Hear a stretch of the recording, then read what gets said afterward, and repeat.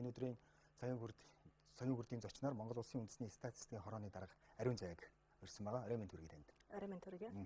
Өнгөрсөн 7 хоногт манай улсын нийгмийн эдийн засгийн ерөнхий үнэлгээ статистик мэдээлэл гарсан. Энэ бол одоо Монгол улсын манай эдийн засаг бол 6.3% өссөн ийм тоо үзүүлэлт гарсан. Энэ одоо өсөлт өрхийн яг амжиргаа орлого төр нь яаж нийлүүлж байна? Энэ тоо мэдээлэлээс та үргэлж. За 11 сарын 15-нд бид Монгол улсын эхний 10 сарын байдлаарх нийгмийн эдийн засгийн үзүүлэлтүүдийг танилцуулсан байгаа. За эдгээр мэдээлэл донд эдийн засгийн өсөлт 6.3%, дотор нь тэгээд цаашаа задлаад бас өрхийн орлого зарлагын мэдээллүүдийг ч гэсэн танилцуулсан байгаа.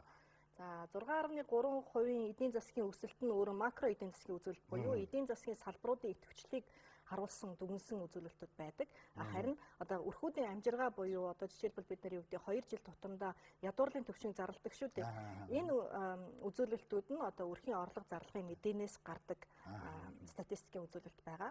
За өрхийн дундаж орлого, мөнгөн орлого нь 1.2 сая, харин өрхийн дундаж мөнгөн зарлага нь 1.3 сая төгрөг байна гэсэн статистикийн мэдээлэл гарсан байгаа. За өмнөх оны мөн үетэй харьцуулах юм бол өрхийн орлогоч тэр, өрхийн зарлагч тэр тодорхой хэмжээнд өссөн үзүүлэлтүүд байгаа. Тэгээд яг хоо иргэдийн зүгээс одоо юу гэдгийг өөртөөгөө бас харьцуулж яахлаараа одоо хиний орлого 1.3 сая байдгийн, 1.2 сая байдгийн гэх мэтчлэн ярьдаг шүү дээ. Ийм учраас өрхийн орлого зарлага бол өөрөө дотроо бас бүлэглэж харуулдаг байгаа тийм ээ.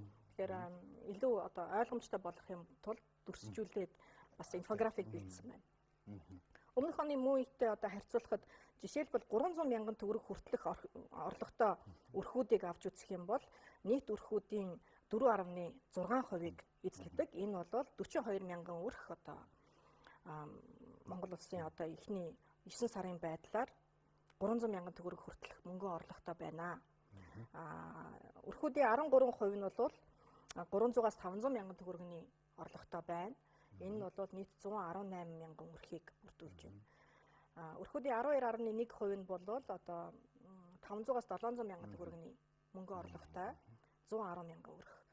117 мянган өрх бол 700-аас 900 мянган төгрөгийн орлоготой. 99 мянган өрх 900-аас 1.1 сая төгрөгийн хооронд мөнгөн орлоготой. За 193 мянган өрх 1.1 саяас 1.6 сая төгрөгийн мөнгөн орлоготой. Харин 1.6 сая төгрөгөөс дээш 2.1 сая төгрөг хүртэлх бол 114 мянган өрх одоо төдий хэмжээний мөнгөн орлоготой. Харин 2.1 сая төгрөгөөс дээш бол нийт манай Монгол улсад 116 мянган өрх буюу нийт өрхүүдийн 12.8%-ийг бүрдүүлж байна гэдэг. Тэгээд энэ өрхийн бүлэглүүдээр наваад үзэх юм бол бага орлоготой өрхүүдийн тоо хэмжээ нь одоо эзлэх хувь нь тодорхой хэмжээнд буурч харин өндөр орлоготой өрхүүдийн хувь хэмжээ өсөн нэмэгдсэнтэй холбоотой дунджид ч гэсэн өссөн нэмэгдсэн одоо энэ нөлөөллийг үзүүлж байгаа. Энэ сая тоо мэдээлэл бол график дээр их тодорхой харагдаж байна л да тийм ээ. Өссөн үзүүлэлт нь харагдаж байна. Ер нь бол одоо амжиргааны дээд түвшин одоо доод түвшин хоёрын хоорондынх нь харьцаа одоо ямар байна тийм ээ. Орлогын ялгаатай байдлыг бол одоо бас хэмждэг байгаа. Энэ бол Gini болон Tail Index гэж одоо хэмждэг байгаа. За жишээлбэл өрхүүдийг орлогоор нь тодорхой яг тэгш 5 бүлэгт хуваагаад хамгийн чинээлэг бүлэг тэгээд хамгийн одоо ядуу бүлгүүдийг хооронд нь харьцуулснаар Gini-гийн индекс гардаг. Gini индекс бол өнгөрсөн одоо энэ оны 9 сарын байдлаар бол тодорхой хэмжээнд буурсан одоо өмнөх оны мөн үетэй харьцуулахад бас энэ буурсан сайн үзүүлэлтүүд байна. Цаашдаа ер нь энэ эдийн засгийн үзүүлэлт болоо зөвхөн энэ хэрэглээнд суурилсан ядуурлын үзүүлэлтүүд нь бас төдийлөн сайн бүхэл зургаар нь харуулахгүй байна гэсэн олон улсын чиг хандлага явж байна.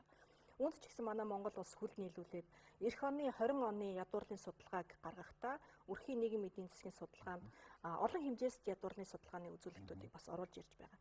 Олон хэмжээст ядуурлын судалгаа гэдэг маань өөрөө зөвхөн мөнгөн одоо хэрэглээгээр биш тийм ээ зөвхөн мөнгөөр хэмжигдэхгүй харин дээрэс нь боловсролын төвшнөөр боловсрлоор ямар гачигдалт байгаа юм. Эрүүл мэндээр одоо ямар гачигдалт байгаа юм гэдэг ч юм уу. Оршин суугаа сууцны төрлөөрөө ямар одоо гачигдалт байгаа юм бэ гэх мэтчлэн одоо илүү гүнзгийрүүлсэн судалгаануудыг хийхээр бэлдээд одоо 1 сарын 1-ээс эхлүүлээд судалгаагаа явуулж байна. Баярлалаа танд. Энэ нь бол Монгол улсын эдийн засаг өнөөдөр 6.3% өссөн гэж ярьдаг. Тэр бидний өнөөдөр орлогод яаж, бидний өнөөдөр амжиргаанд яаж нөлөөлж байгаа тухай зарим эргэлздэг.